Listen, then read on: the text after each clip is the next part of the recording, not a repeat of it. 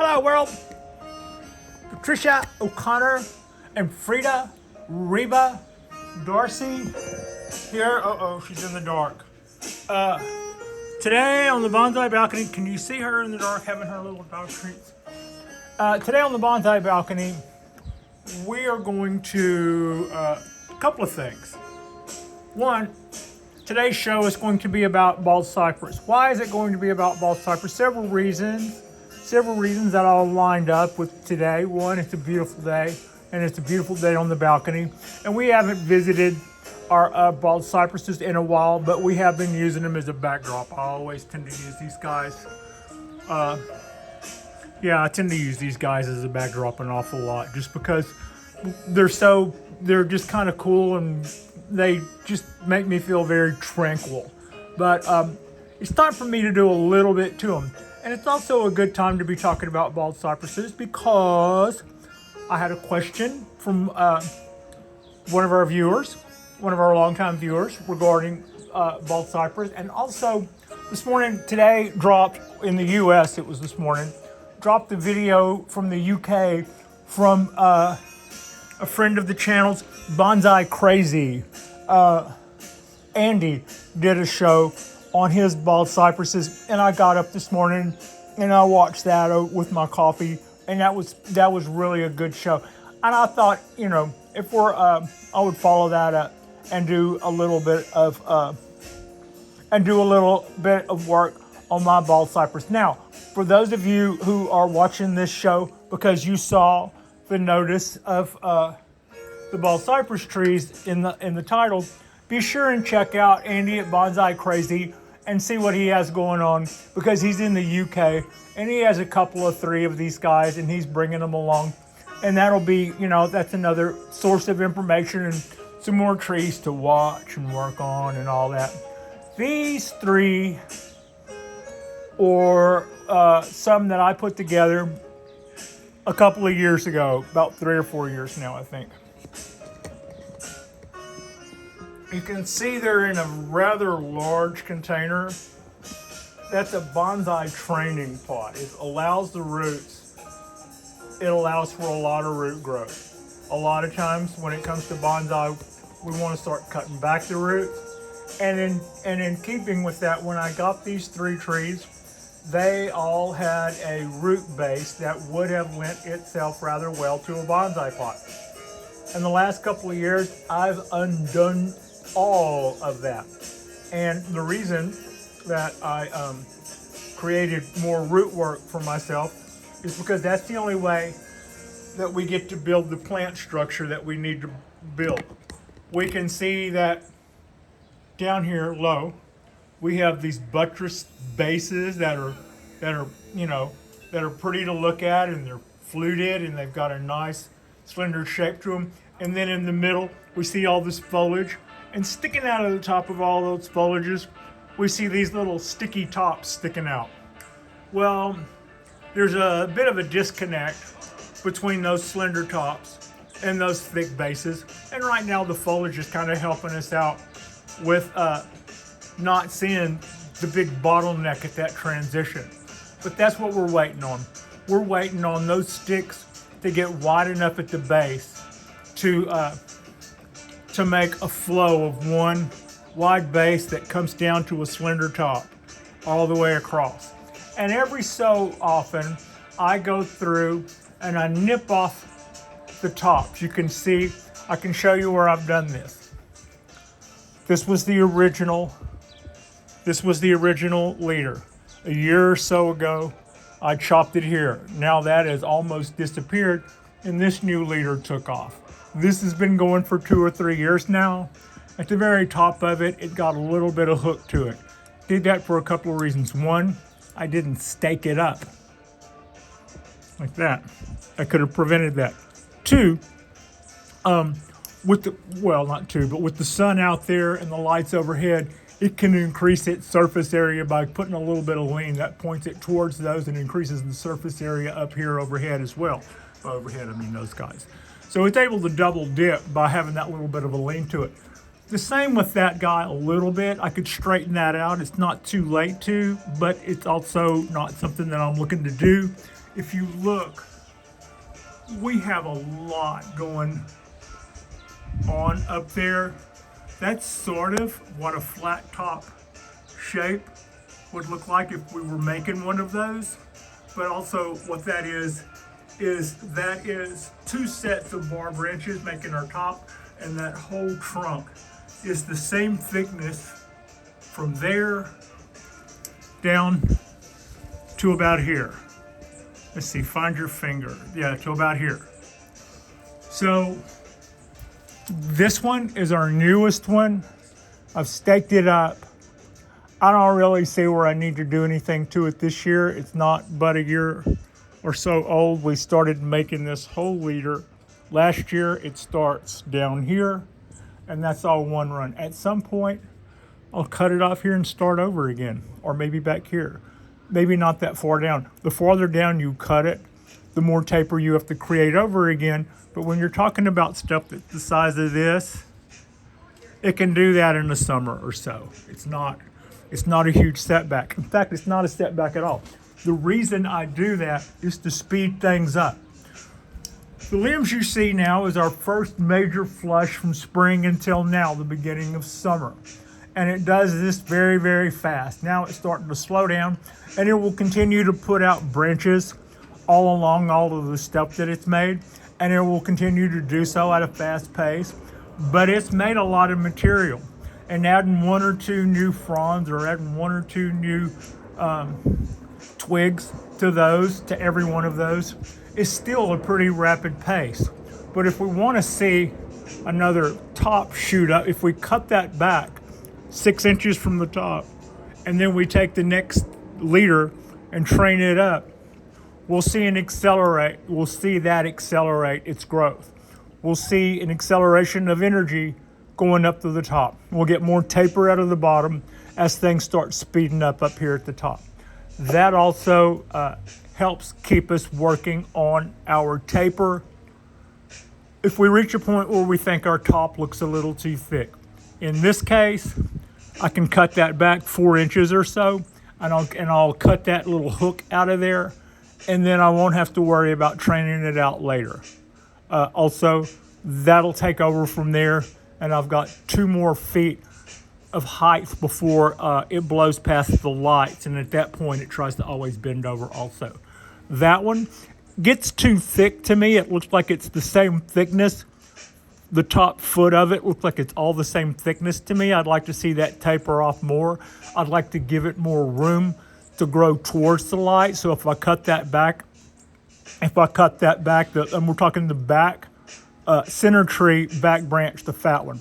If I cut that back 8, 10, up to a foot maybe, that would give the new leader there an accelerated shot, and it would try to grow up to those lights very, very, very, very quickly.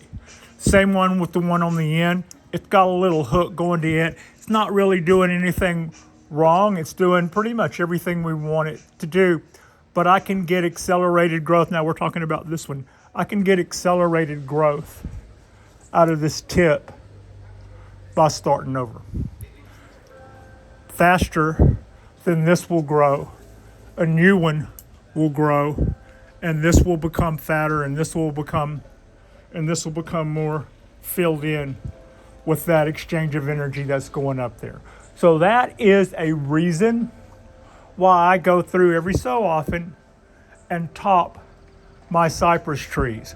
When it comes to pruning my cypress trees, you can see this is what we did last year. This would have been 2 years ago, and at 2 years ago I cut it there. And then the year after that happened. We let that grow all the way out past where I am. It would be poking me now in the chest. And then in the fall, I came back and cut that and that back.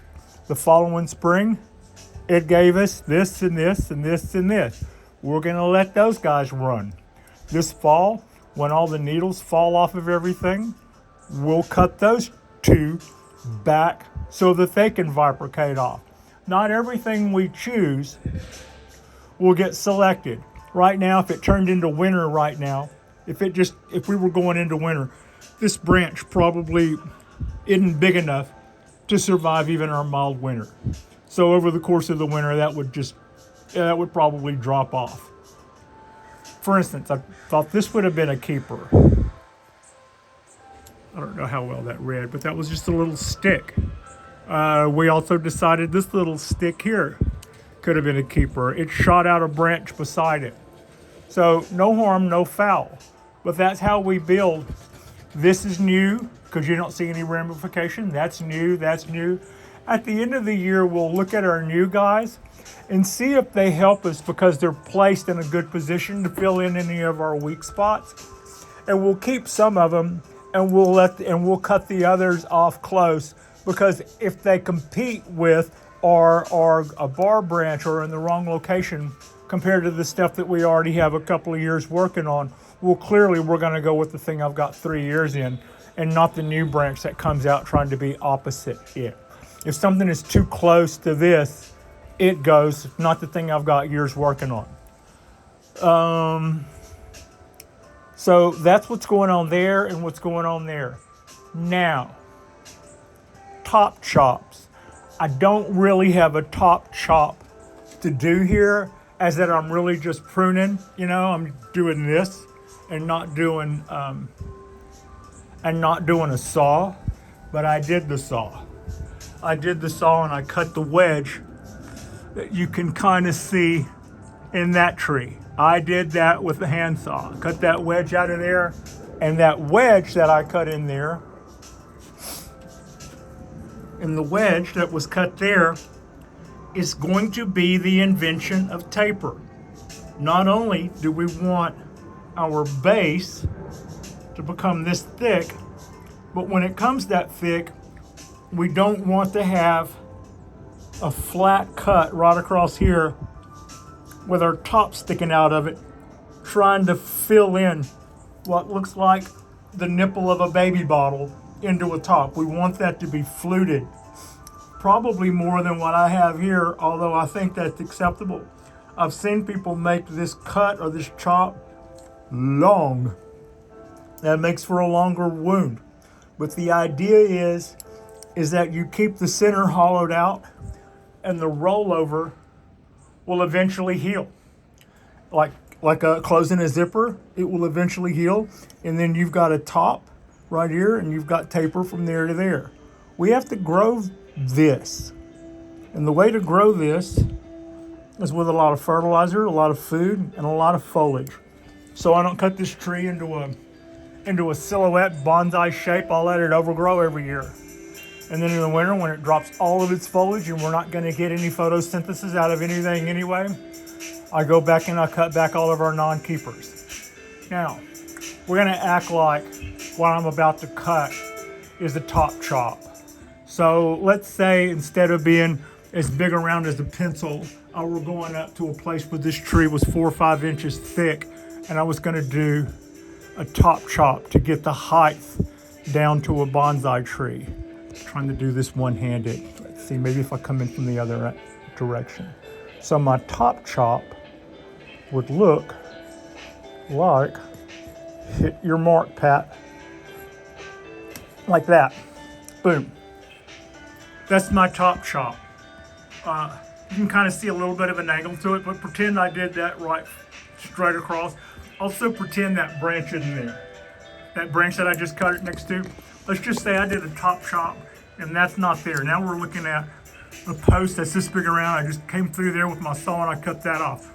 This would be a result of what happens because of that. It would prolifically shoot out a bunch of stuff.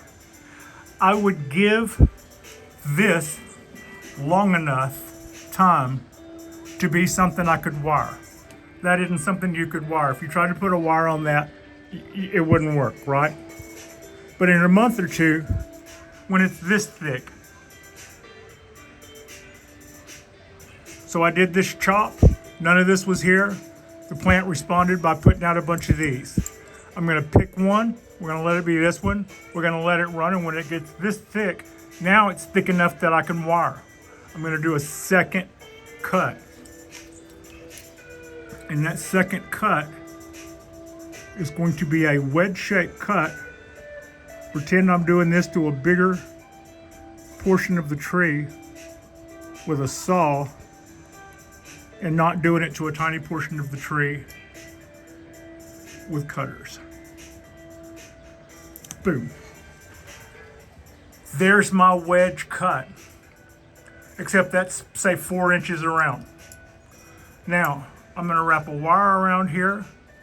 I'm gonna come around the underside of this branch, and I'm gonna come over here and wrap it this way. Even though this represents the very top of the tree, even though this gets Mac Daddy as far as sun allocation, this is getting all of it, it's still a branch. It doesn't know it's the top of the tree and won't know it's the top of the tree until sometime after it assumes this upright position. By wiring it in this position, a certain amount of time will lapse. I don't know what that time is. I never looked into it. I know that whenever I do this chop, I have to allocate a new top. So I will make this wedge cut where I've already decided which branch is going to be my new top. That's what tells me where to make this slant cut. And then I make that slant cut, and then I go and I wire that straight up. And in a couple of weeks, it will start to put out fronds that are in a different shape and in a slightly different style. And from then on, it will take on its part as a top. It will grow longer and longer and longer, not go out to a designated length and start forking off the way it would as a branch. And then they do treat tops the way one way, and they treat branches another. And there is a slight amount of time that has elapsed before it realizes its new role as all hail the new mighty top. But that is a explanation of how we would go about our top chop on a bald cypress and how we pick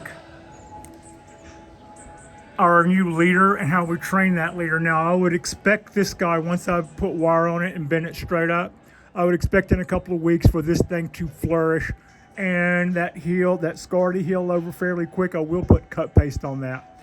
And this whole thing will take off, and it will make up more than lost time between now and the time that we lose our foliage in the winter. So that is a quick lesson on top chops. I'm doing this guy. I'll do this guy. See, this is my straight cut because I haven't picked out my leader yet. So I just did another flat straight cut there. Now, if I wanted to make tiny little cypress trees, I would not take those things and stick them necessarily in substrate. I would probably cut all those branches off in half, and I would plant both halves in substrate. And as long as I kept it wet, it would stay alive. The day it dried out, that'd be it. That'd be it. You know, just it's going to take a couple of months or whatever to get those to root, and you'll be winning right up until the time it dries out, and then better luck next year. I would also throw those in a bucket. So what I would do is I would take those tops that I just cut off, and I would then give myself some room for this thing to bud out.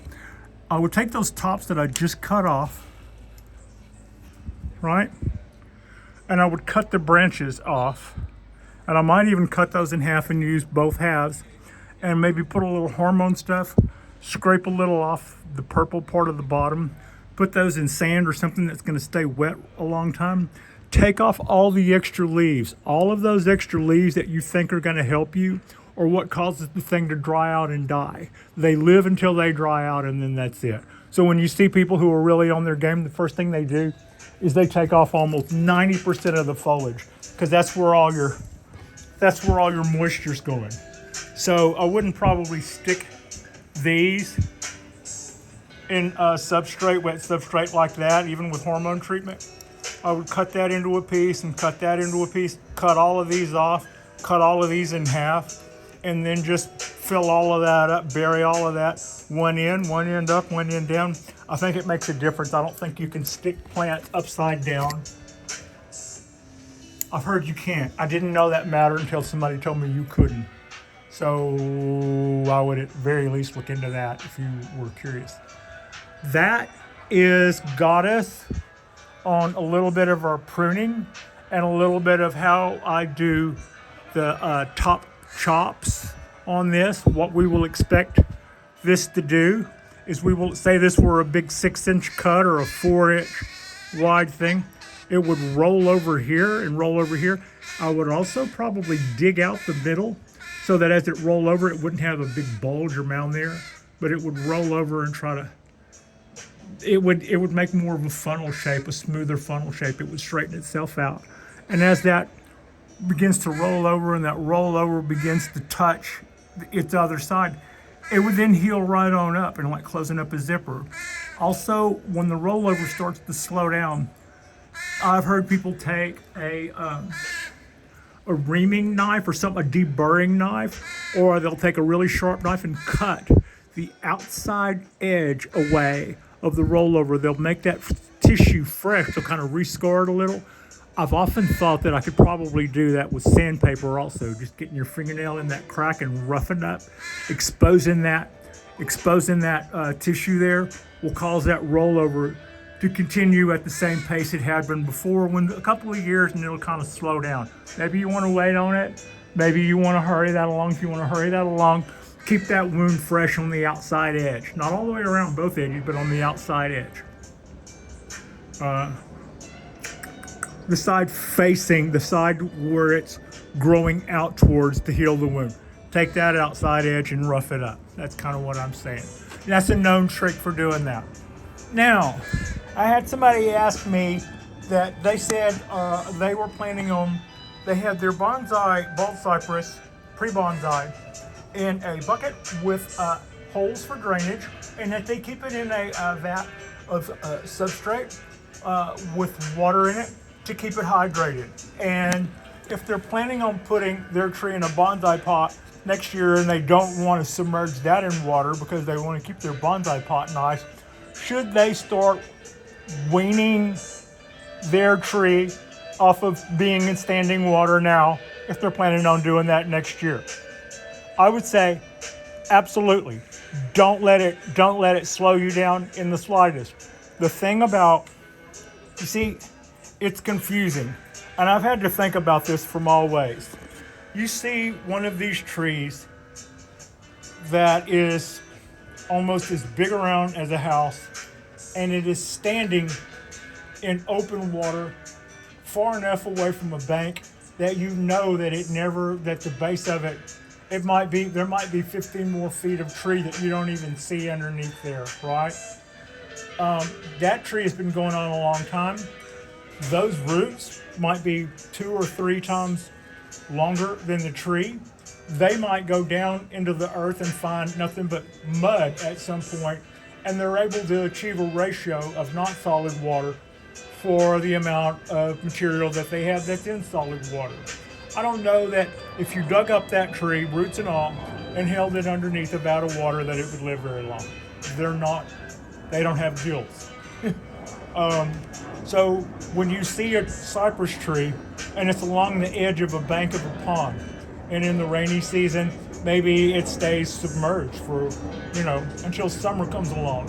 And then the pond, the level of the water goes down, and it's at the water's edge, and then it's out of the water, and then it's 6 feet away from the water, and then by midsummer, it's 10 feet away from the water line. Imagine those roots are still far enough down to where the mud that's way down there in the ground, made by that little pond year-round, having some water in it, you're tapping into that. So whatever you see it in, it probably has an alternative system somewhere else that you're not in on. In a bonsai pot, this guy can't have a mile-long root. These guys can't have mile-long roots that are 3 times longer than their height to find either dry substrate or wet substrate, whatever it is their opposite extreme would be. As in a bonsai pot, they have only what we give it. I have never had my trees submerged in a vat of water in the several years that I've had these trees. I couldn't if I wanted to. That's probably, I'm pulling out all the hair that I left in the tree during yesterday's show. I couldn't if I wanted to. That probably weighs a couple of hundred pounds, as you see there.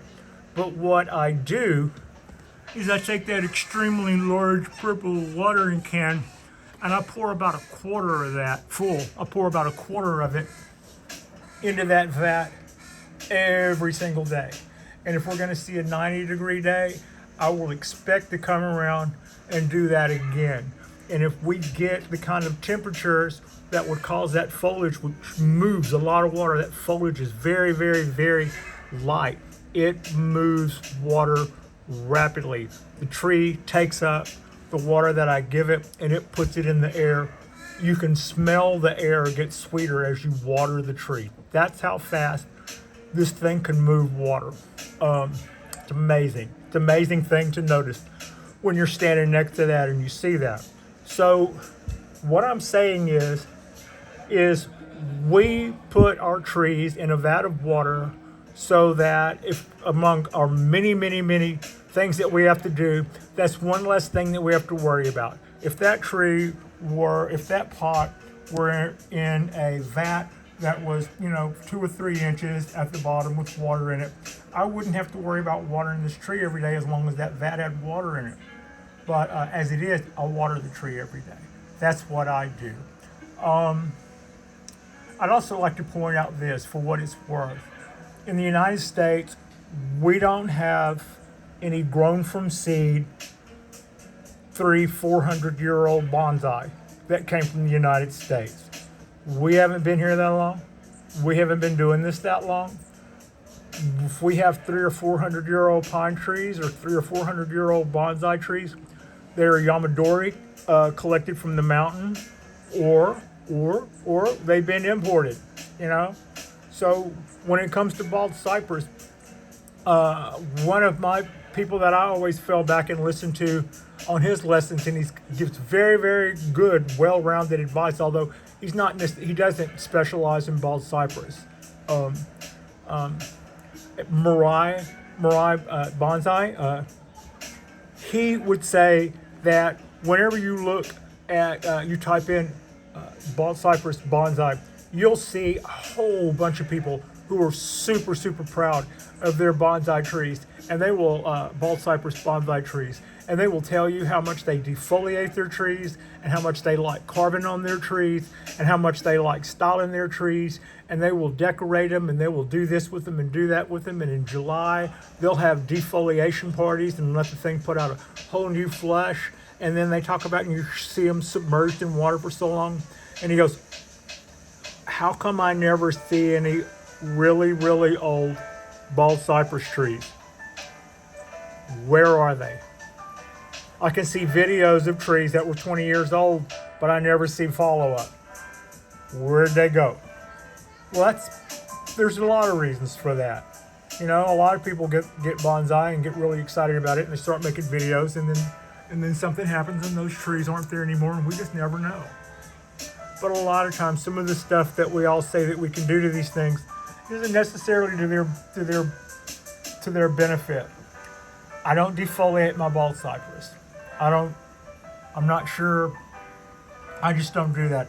They do get a little ratty during the summer, and they do have a slowdown. I'll let them have that slowdown. We've still got our lights going overhead. They're still photosynthesizing. When they pick back up, they pick back up. And I don't necessarily submerge my trees in water. I do tell people all the time that is a trick they have at their disposal. If you have to, if you have a family, if you have life going on, and you can't stand there with the water bucket every day and just totally hose that thing down until every square inch of it, put in a vat of water and get on with your life. But if you've got 100 million bonsai and things get a little crazy and hectic sometimes, and you can only be spread so thin, put your bald cypress and your wisteria in a vat of water and go freak out over the other stuff. It's kind of what I'm saying. I don't think you necessarily would have to wean your tree off of solid water if it's been in a vat, or if it's been in a container and that container has been in a shallow vat of water. You don't have to wean it off. You just have to know that you got to pick it up from now on because now it's all on you. And that thing will suck up that water really, really quick. It will move it to that foliage, and that foliage will put it out into the air pronto. The soil on this guy's looking pretty dry, and it actually got watered fairly late in the day yesterday. So, you know, you definitely know when you haven't watered today, no matter what time you get up and check on it. It looks like it's at some stage of, yeah, we're ready, because it's not like I'm going to overwater them if it was still a little bit more damp on the top. So I hope that gives you an idea of the feel. Anytime these guys dry out, the foliage will wilt. Anytime you see the foliage wilting, that foliage is being destroyed at a molecular level. However far along that's been allowed to go until it gets water. Some of it could come back if it just started happening and you caught it. Probably not. By the time it drops, it's probably gone. When you see that with your foliage, know that on a microscopic level, the same thing is happening to the roots on the other end. There will need to be a recovery.